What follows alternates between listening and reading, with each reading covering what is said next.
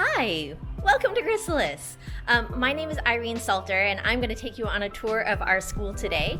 I also wanted to let you know that we have another administrator here at Chrysalis as well, Catherine Thompson, and I will introduce you to her sometime very soon.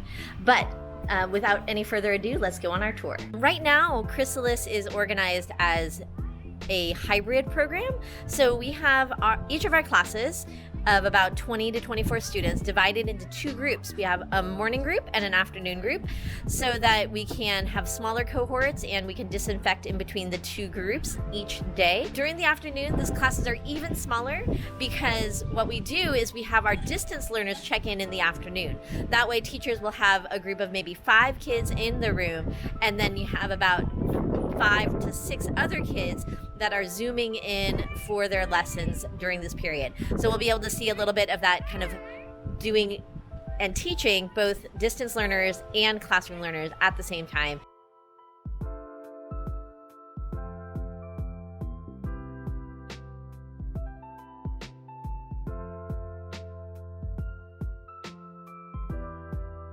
And there were several characteristics that were part of Chrysalis from the very beginning, back when we were just thinking about the school. And one of them was a focus on teaching for understanding, that we want the kids to truly understand. And then we also had a strong nature emphasis because we believe that's where the human mind evolved, and that's where the patterns are complex and develops the mind. And also, very important, especially to Alicia, that it be a kind school where the kids feel safe, feel part of the community, also where the families feel like they're part of the community.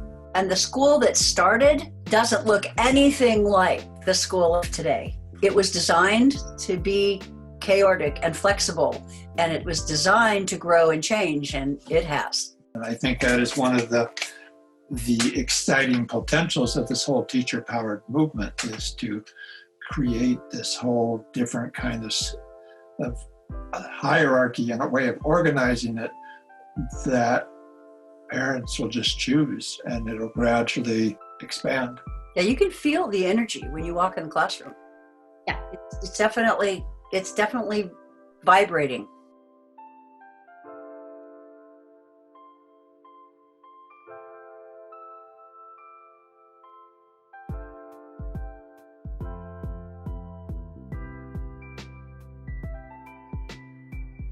Everybody is innovative. We all are creative. We get to come up with our own ideas in the classroom and play them out and really speak and work to our passions, which are obviously fueled by the student passions.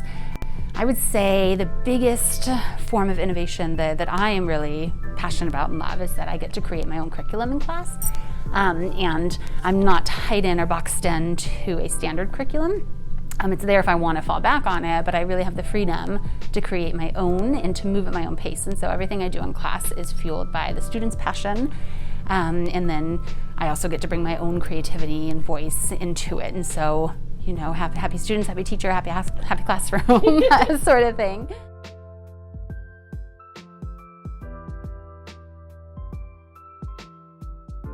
What's it like being on student council? It's fun to be a part of the school in a way that you can change it, I guess you could say.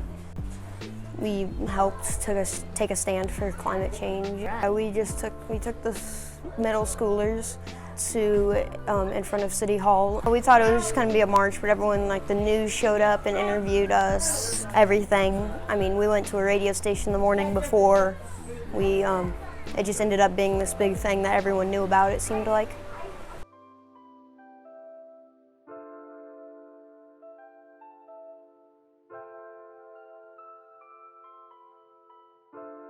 Teacher-Powered shows up everywhere. Teachers make all of the decisions. We discuss everything. We have staff meetings where all the teachers, we get to kind of put all of our heads together and solve problems as a group and brainstorm things that will work for classrooms. Oftentimes, when I was at other schools, it was people making decisions that didn't know how that would really impact the classroom. And so what's beautiful is that teachers can realistically think, okay, is that going to work in my classroom, and discuss those ideas as a group of what is actually going to be realistic and work in a classroom. So it shows up in our staff meetings, it shows up in how the school is ran, to me much smoother because teachers have thought out how that's actually going to play out and work. So it shows up just about in everything we do. Our mission is encouraging the light within each child to shine brighter, and that's probably my favorite part about Chrysalis. It is that we are not teaching to a test, we're not teaching to kind of race through a curriculum, but we're looking for those sparks in children when they have that aha moment and what passion like drives kids. So in my teaching, I get to look for those moments that kid's passionate about that. How can I weave that into my instruction to light a fire in that child, that learning is fun and engaging and that they have a say-so in what they're learning, that I can kind of divert and go, oh, I see they're really interested in this, let's go there, and divert to a path where the kids are driving, helping drive what comes next, that I'm looking for their passions and what drives them so that they learn that learning can be fun, and it is fun when you're kind of in the driver's seat of that. Chrysalis is a really big family.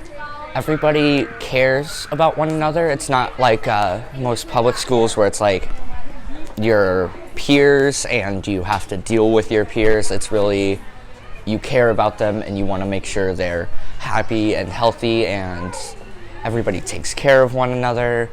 And it's proven by like how many relatives are in the school. Like my mom is one of the aides, my sister's in a lower grade than me. And then everybody's just really good friends.